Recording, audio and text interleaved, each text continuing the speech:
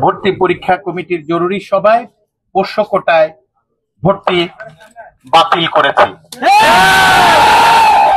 আমি বিশ্বাস করি জাহাঙ্গীরনগর বিশ্ববিদ্যালয়ের এই পদক্ষেপগুলোকে ধারাবাহিক আন্দোলনের মাধ্যমে অভ্যুত্থানোত্তর আমাদের গোটা জাতির প্রত্যাশা পূরণে অনুসরণ করবে এবং আমরা আমাদের এই যাত্রা অব্যাহত রাখব।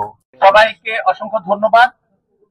প্রত্যেকেই তাদের নিজ জীবনে সফল হওয়ার জন্য, দাবি আদায়ের জন্য যেমন আন্দোলন করতে হবে, তেমনি দেশ পরিচালনা করবার জন্য উপযুক্ত হতে হবে এবং তার জন্য লেখাপড়া এবং আমাদের সেটাকে সফল করবার জন্য, এই পাঠ জীবন সফলভাবে শেষ করবার জন্য যে অধ্যবসায় প্রয়োজন, দাবি আদায় প্লাস পড়াশোনা চালিয়ে যাওয়া, সেটা যেন জাহাঙ্গীরনগর বিশ্ববিদ্যালয় প্রমাণ করার ক্ষেত্রে আবারও উদাহরণ হতে পারে।